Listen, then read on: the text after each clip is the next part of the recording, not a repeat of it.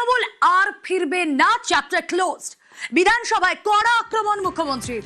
রোজ মিছিল করলেও তৃণমূল আর ফিরবে না, বিধানসভায় বিধ্বংসী শুভেন্দু অধিকারী। আমাকে পারমিশন দিতেন না, আপনার প্রাক্তন মুখ্যমন্ত্রী বললেন আমি রানী রাসমণিতে বসবো।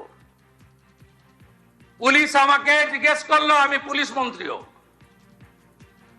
যে কি করব স্যার।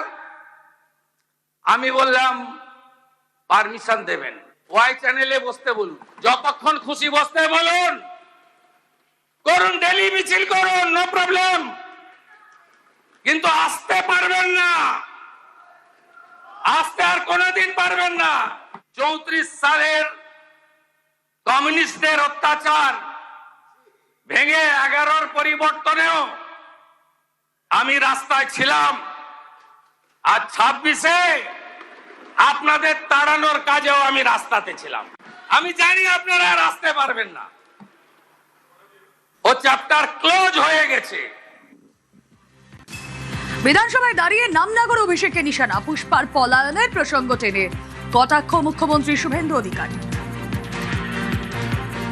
पुष्पा झुकेगा नहीं, उसका पुष्पा मार्केट ही नहीं, মার্কেট छोड़ के भाग गया। জামানত জব্দ হয়েছে, কাদের হাতে পাঠিয়ে গিয়েছিল? যারা একটা সময় খেটে খুঁটে কমিউনিস্টদের বিরুদ্ধে লড়েছিল। তারপরে আপনারা লাল চুল কানে দুন, তার নাম যুবা তৃণমূল, যা পরিণতি হওয়ার তাই হচ্ছে। অনুপ্রবেশে জিরো টলারেন্স, মুখ্যমন্ত্রীর আগেও বলেছেন, আবারও মনে করিয়ে দিলেন এদিন। কেন বিএসএফ কে জমি দেননি? কেন জমি দেননি আপনি? কোথায় কোথায় বিএসএফ কে এইখান থেকে দাঁড়িয়ে আগের মুখ্যমন্ত্রী বিএসএফ কে কদর্য ভাষায় আক্রমণ করেছে, এখানে প্রস্তাব এনেছে বিএসএফ এর বিরুদ্ধে। জমি দিয়ে তারপরে নিন্দা করতে পারতেন। এখন অবধি 142.79 একর জমি দিয়েছি। সব মিলিয়ে এই 600 কিলোমিটার এলাকা কয়েক মাসের মধ্যে একদম বেড়া তৈরি হয়ে যাবে। তার আগে যারা পালাতে চান পালিয়ে যান, আমার ডাকে সাড়া দিয়ে হাকিমপুর দিয়ে অনেকেই পালিয়েছে। বাকি যদি আপনাদের পরিচিত কেউ থাকে তাদেরকে বলুন তাড়াতাড়ি চলে যাওয়ার জন্য। রাষ্ট্রের সুরক্ষা, রাষ্ট্রের নিরাপত্তা আর বাংলাকে সুরক্ষিত মজবুত করার জন্য এই সরকারের নীতি একদম পরিষ্কার। এই বিষয়ে আঙ্গুল তুললেই জসমিন দেশে জদাচার। যে ভাষায় যে কথা বোঝে সেই ভাষায় আমরা উত্তর দেব।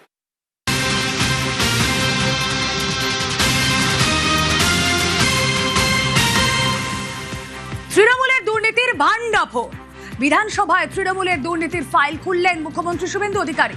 গত 15 বছরে তৃণমূলের প্রাতিষ্ঠানিক দুর্নীতি এবার প্রকাশ্যে। একের পর এক তীর শুভেন্দু অধিকারী। কথা বলবো, ভেঙ্কটেশ্বর লাহিড়ী সহকর্মী রয়েছেন সঙ্গে। ভেঙ্কটেশ্বর, ফাইল তো খুলল দুর্নীতির, আর এই দুর্নীতিতে বর্তমান সরকার জিরো টলারেন্স যেটা বুঝিয়ে দিয়েছেন বারবার মুখ্যমন্ত্রী। এরপর কিভাবে পদক্ষেপ করা হবে? দেখো, আজকে মুখ্যমন্ত্রী বিধানসভায় একেবারে রণংদেহী মেজাজে, এবং তিনি একের পর এক গত 15 বছরের তৃণমূলের বিভিন্ন অভিযোগকে সামনে রেখে একেবারে একের পর এক ফাইল খুললেন। আবাস যোজনা থেকে শুরু করে স্কলারশিপ, এবং সেখানে তুমি জানো যে গত 15 বছরে ভুরি ভুরি অভিযোগ, সেই অভিযোগগুলো তিনি একের পর এক তিনি সামনে আনলেন, এবং তিনি স্পষ্ট জানালেন যে যারা এই দুর্নীতির সঙ্গে যুক্ত তাদের ক্ষেত্রে কড়া ব্যবস্থা নেওয়া হবে, কোনো রকম ছাড় নয়। এবং মুখ্যমন্ত্রী শুভেন্দু অধিকারী প্রথম দিন থেকেই বলে এসেছিলেন যে দুর্নীতি ইস্যুতে জিরো টলারেন্স নীতি নিয়ে চলবে তার সরকার, এবং সেই বিষয়টা আজকে কিন্তু আরও একবার একেবারে বিধানসভার অন্দরে স্পষ্ট করে দিলেন মুখ্যমন্ত্রী শুভেন্দু অধিকারী। কাটমানি এবং সিন্ডিকেট রাজের পাশাপাশি আবাসে যেমন দুর্নীতি হয়েছে, পাশাপাশি লক্ষ্মীর ভাণ্ডার সেখানে যেমন দুর্নীতি হয়েছে, শিল্প আনার নামে বিদেশ যাত্রার ক্ষেত্রেও ব্যাপক দুর্নীতি হয়েছে। এবং শুধু তাই নয়, তুমি জানো যে প্রশাসনিক যে সমস্ত বৈঠক হতো সেই প্রশাসনিক বৈঠকেও কিন্তু ব্যাপক দুর্নীতির অভিযোগ আজকে মুখ্যমন্ত্রী সামনে আনলেন। অর্থাৎ একের পর এক দুর্নীতি গত 15 বছরের তৃণমূল সরকারের আমলে একের পর এক দুর্নীতির ফাইল আজকে নিজে খুললেন বিধানসভায় মুখ্যমন্ত্রী, এবং সেখানে স্পষ্ট করে দিলেন যে যারা দুর্নীতির সঙ্গে যুক্ত সমস্ত ঘটনার তদন্ত হবে, এবং শুধু তদন্ত নয়, যারা দুর্নীতির সঙ্গে যুক্ত তাদের বিরুদ্ধে কড়া ব্যবস্থা নেওয়া হবে, এবং যারা দুর্নীতি করেছেন তাদের কিন্তু ঠাঁই হবে একেবারে জেলে। অর্থাৎ মুখ্যমন্ত্রী শুভেন্দু অধিকারী আজকে যে ভাষাতে, যে ভঙ্গিতে তিনি আজকে বিধানসভায় একেবারে রণংদেহীভাবে স্পষ্ট জানিয়ে দিলেন যে দুর্নীতি ইস্যুতে কোনো রকম তিনি আপোষ করবে না তার সরকার, এবং যারা যারা এই ঘটনার সঙ্গে যুক্ত তাদেরকে ইতিমধ্যেই চিহ্নিত করে তাদের বিরুদ্ধে ব্যবস্থা নেওয়া হবে। অর্থাৎ শুভেন্দু অধিকারী আজকে একটার পর একটা, শুধুমাত্র আবাস যোজনা নয়, সেখানে লক্ষ্মীর ভান্ডার থেকে শুরু করে, তুমি জানো যে শিল্প আনার ক্ষেত্রে, বিদেশ যাওয়ার ক্ষেত্রে সেখানে অনিয়ম হয়েছে, এরকম একাধিক অভিযোগ তিনি সামনে আনলেন, এবং সামনে আনার পাশাপাশি তিনি শুধু সামনেই আনলেন না, তিনি জানিয়ে দিলেন তার সরকার কিন্তু এই দুর্নীতি ইস্যুতে জিরো টলারেন্স নীতি নিয়েই এগোবেন, এবং যারা দুর্নীতির সঙ্গে যুক্ত আমাদেরও নজর থাক।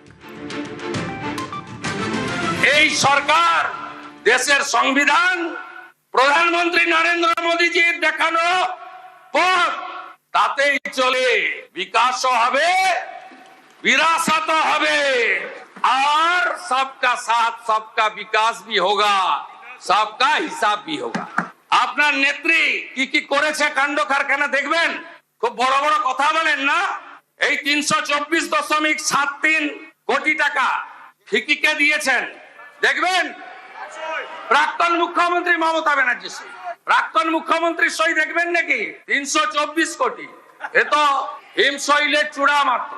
বেঙ্গল গ্লোবাল বিজনেস সামিট সরকার করেছে, প্রাক্তন অর্থমন্ত্রীর ফিকিকে সরাসরি 324.73 কোটি টাকা আপনার প্রাক্তন মুখ্যমন্ত্রী দিয়ে দিয়েছেন।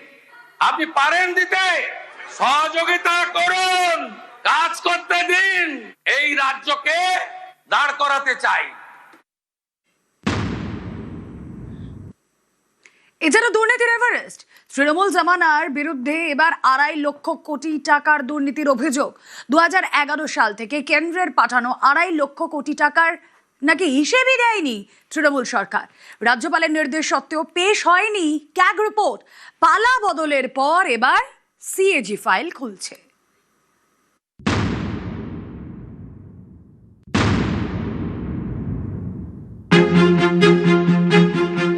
দুর্নীতির পাহাড় নয়, এবারে একেবারে দুর্নীতির এভারেস্ট, সব থেকে উঁচু, সবার থেকে বেশি, 2.5 লক্ষ কোটি টাকা। আসুন দেখে নি কটা শূন্য থাকে 2.5 লক্ষ কোটিতে। অভিযোগ, তৃণমূল সরকার নাকি এই 2.5 লক্ষ কোটি টাকারই দুর্নীতি করেছে। কেন্দ্র থেকে টাকা এসেছে, গত 15 বছরে সেই টাকার নাকি কোনো হিসেব দেয়নি মমতা বন্দ্যোপাধ্যায়ের সরকার। কোথায় গেল এই 2.5 লক্ষ কোটি? পালা বদলের পর এবার মুখ্যমন্ত্রী শুভেন্দু অধিকারীর সরকারের অস্ত্র ক্যাগের রিপোর্ট।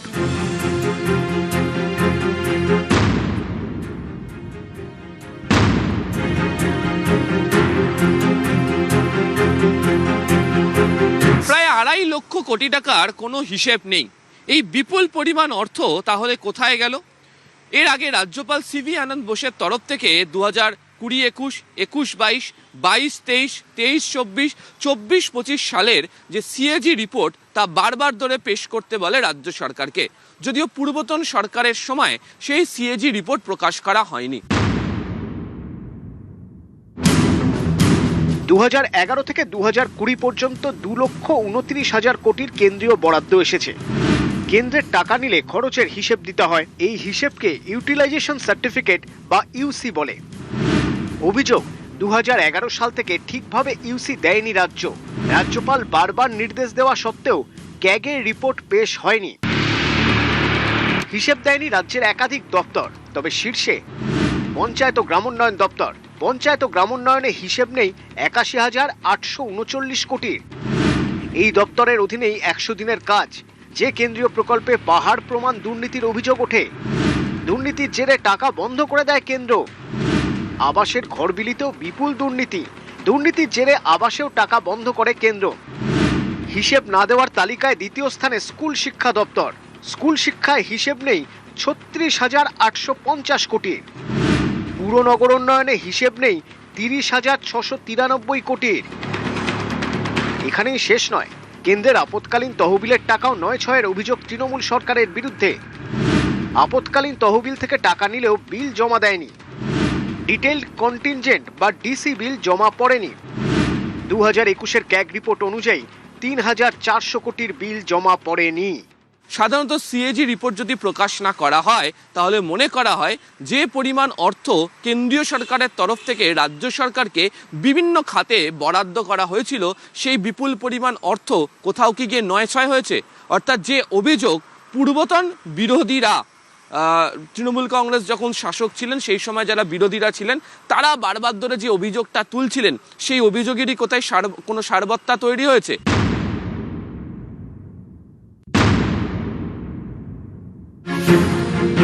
ক্যাগ কি, কেন এই রিপোর্ট এতটা গুরুত্বপূর্ণ?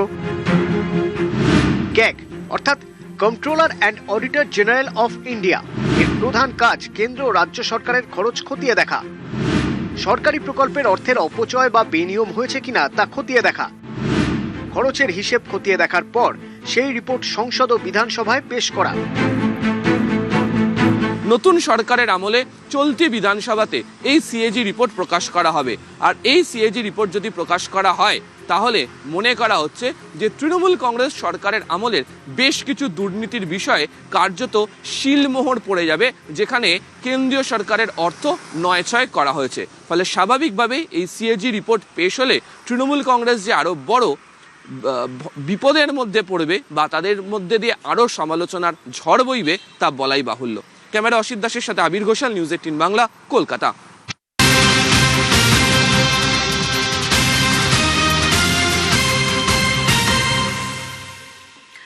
আর এবার যে খবরে নজর রাখবো, দেখুন, নারী নির্যাতনে জিরো টলারেন্স নীতি রাজ্যের সরকারের। অভয়া থেকে তামান্নার বিচারের আশ্বাস মুখ্যমন্ত্রী। অত্যাচারীদের শাস্তির হুঁশিয়ারি দিয়েছেন শুভেন্দু অধিকারী এবং শুভেন্দু অধিকারীর আশ্বাসে বিধানসভায় অভয়ার মার চোখে জল। মুখ্যমন্ত্রীর সঙ্গে দেখাও করতে আসেন তামান্নার মা। কথা বলবো, আবির রয়েছেন সঙ্গে। আবির, নারী নির্যাতন নিয়ে সরকারের তরফ থেকে বলা হচ্ছে যে তারা সমস্ত ধরনের ব্যবস্থা তারা গ্রহণ করবে এগুলিকে রোখার জন্য, এবং ইতিমধ্যে কমিশনও তৈরি হয়ে গিয়েছে। যেদিনকে বিধানসভার অভ্যন্তরে দাঁড়িয়ে মুখ্যমন্ত্রী শুভেন্দু অধিকারী এই বিষয় নিয়ে কথা বলছেন, তখনই দুটো ভিন্ন ছবি লক্ষ্য করতে পারা গেল যারা একই সূত্রে জড়িয়ে গিয়েছেন। একদিকে অভয়ার মা, তিনি ইতিমধ্যে বিধানসভা সদস্য হয়েছেন, তিনি যেমন তার মেয়ের ব্যাপারে কথা বলতে গিয়ে তার চোখে জল আসছে এবং এই বিষয় নিয়ে তাদের যে আন্দোলন তারা লড়াই করে যেতে চান সেই প্রসঙ্গের কথা মনে করিয়ে দিচ্ছেন। ঠিক অন্যদিকে দেখতে পাওয়া যাচ্ছে যে তামান্নার মা, তিনি আজকে এসছেন এবং বিধানসভাতে তিনি মুখ্যমন্ত্রীর সঙ্গে দেখা করে তার মেয়ের ঘটনার জন্য যারা দোষী তাদের উপযুক্ত যাতে শাস্তি হয় সেই বিষয়ের কথা তিনি উল্লেখ করেছেন।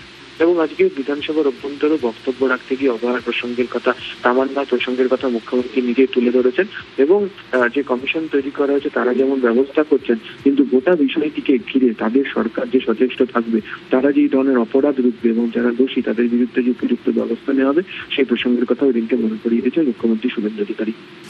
ওকে, নারী নির্যাতনে জিরো টলারেন্স। তামান্নার মা, আপনারা জানেন যে বিধানসভা উপনির্বাচনের সময় কালীগঞ্জে সেখানে বোমার আঘাতে মৃত্যু হয় ছোট্ট তামান্নার, এবং তারপর তার মা তিনি আজ এসেছেন, শুভেন্দু অধিকারীর সঙ্গে দেখা করলেন। তার পাশাপাশি অভয়ার মা যখন এই আশ্বাস পেলেন মুখ্যমন্ত্রীর থেকে যে নারী নির্যাতন একেবারে জিরো টলারেন্স নীতি নিয়ে চলবে সরকার, কেঁদে ফেললেন।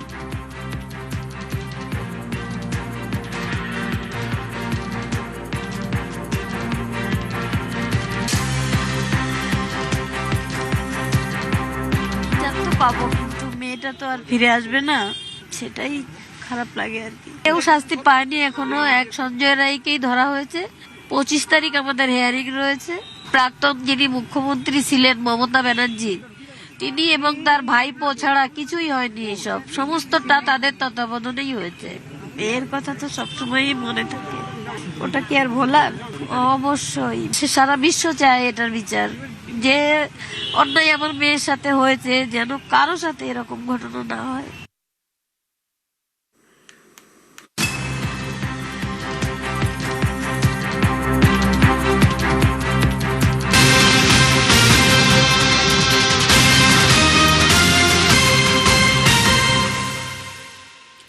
কাজে চায় নিরপেক্ষতা, নিয়োগে চায় স্বচ্ছতা। বাংলার বিজেপি সরকারের নজরে এবার সিভিক ভলান্টিয়ার। রাজ্য বাজেটে বেতন বেড়েছে, এবার তালিকা ঝাড়াই বাছাইয়ের নির্দেশ মুখ্যমন্ত্রী শুভেন্দু অধিকারীর সরকারের। সিভিক ভলেন্টিয়ার, ভিলেজ পুলিশ, এদের অনেক জল মিশানো, এদের যোগ্যতা নেই, অনেকেরই এডুকেশন সার্টিফিকেট ভুয়া, অনেকেই পার্টির ক্যাডার হিসেবে কাজ করেন, নিজের কাজ করেন না। আপনাদের আপাতত 2000 টাকা দিয়েছি, কিন্তু একটু ঝাড়াই বাছাই হবে, এটা এখন থেকে মেন্টাল প্রস্তুতি রাখতে পারেন। সোমবার রাজ্য বাজেটে সিভিক ভলান্টিয়ার, ভিলেজ পুলিশের বেতন বাড়ানোর ঘোষণা করা হয়েছে। এক লপ্তে 2000 টাকা বেড়েছে সিভিকের বেতন। এবার সিভিকের তালিকা শুদ্ধিকরণের উদ্যোগ, রাজ্য সরকার নির্দেশিকা জারি করেছে।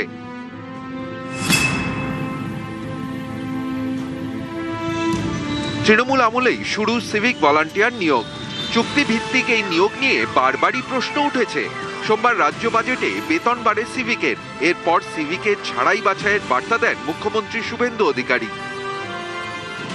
সিভিক ভলেন্টিয়ার, ভিলেজ পুলিশ, এদের অনেক জল মিশানো, এদের যোগ্যতা নেই, অনেকেরই এডুকেশন সার্টিফিকেট ভুয়া, অনেকেই পার্টির ক্যাডার হিসেবে কাজ করেন, নিজের কাজ করেন না। আপনাদের আপাতত 2000 টাকা দিয়েছি, কিন্তু একটু ঝাড়াই বাছাই হবে, এটা এখন থেকে মেন্টাল প্রস্তুতি রাখতে পারেন। মুখ্যমন্ত্রীর কড়া বার্তা, তারপরই রাজ্য সরকারের নির্দেশিকা। খতিয়ে দেখা হবে সিভিক ভলান্টিয়ার নিয়োগে স্বচ্ছতা ছিল কিনা, সিভিক ভলান্টিয়াররা কাজে নিরপেক্ষ কিনা, উপযুক্ত শিক্ষাগত যোগ্যতা রয়েছে কিনা। শারীরিক দক্ষতা পরীক্ষা করবে সরকার। রাজনৈতিক সুপারিশ বা ধর্মীয় পরিচয়ের ভিত্তিতে চাকরি কিনা, সেটাও খতিয়ে দেখবে সরকার। নিয়োগের সময় হওয়া পুলিশ ভেরিফিকেশন রিপোর্টও দেখা হবে। পাশাপাশি সিভিক ভলান্টিয়ারদের শেষ 2 বছরের কাজের রিপোর্টও খতিয়ে দেখবে সরকার।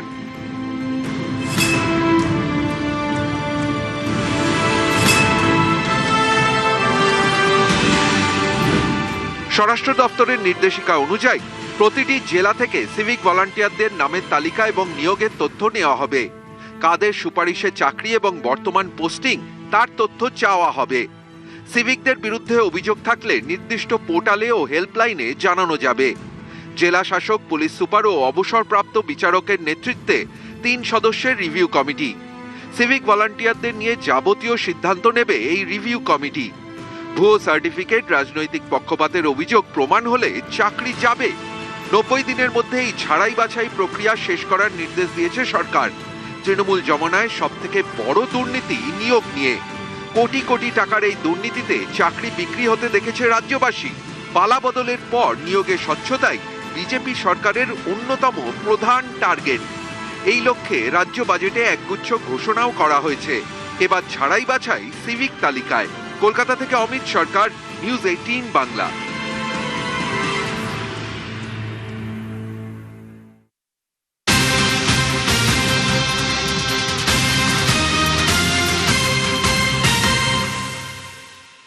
এবার একটু নজর রাখি পাহাড়ে। টানা বৃষ্টিতে বিপর্যস্ত পাহাড়, সিকিমে ভয়াবহ ধস। রংপুর রোরাথাং যাওয়ার রাস্তা বন্ধ। পর্যটকদের বিকল্প রাস্তা ব্যবহারের নির্দেশ দেওয়া হয়েছে সিকিম প্রশাসনের তরফে। আতঙ্কে ডুয়ার্স, ফুঁসছে তিস্তা।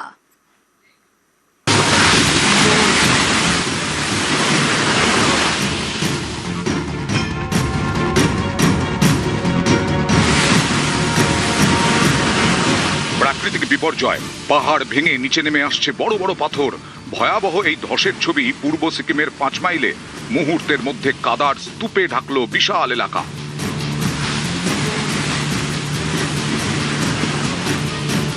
মঙ্গলবার দুপুরে হঠাৎই বিপর্যয়। ধসের জেরে বন্ধ রংপুর রোরাথাং যাওয়ার রাস্তা। রংপুর থেকে রেনক পর্যন্ত রাস্তাও বন্ধ।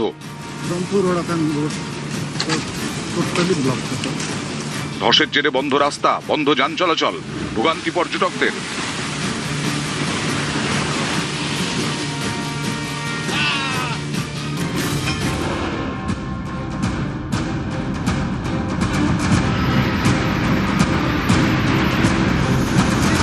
উত্তরবঙ্গেও টানা বৃষ্টি, ফুঁসছে তিস্তা। জল বেড়েছে জলঢাকা, ডায়না, চেল, ঘিস, ডুডুয়ায়। আরও জল বাড়লেই বিপদ। আতঙ্কে মালবাজারের বাইট গোলবস্তি। সারা রাত এখানের মানুষ সবাই ঘুমায় নাই, সবাই জেগেছিল। এখানে একটা ব্যবস্থা করতে হবে, না হলে তো পশুর যতগুলা বাড়ি আছে সব এগুলা বরবাদ হয়ে যাবে। টানা বৃষ্টিতে জনজীবন বিপর্যস্ত জলপাইগুড়িতে। জল বাড়ছে জলঢাকার, মেখলিগঞ্জে লাল সতর্কতা সেচ দফতরের। কোচবিহারের মাথাভাঙাতেও মানসাই নদী বাঁধে ভাঙন, বৃষ্টি বিপর্যয়, আতঙ্কে বাসিন্দারা। নিউজ 18 বাংলা। আমি ঐতিহ্য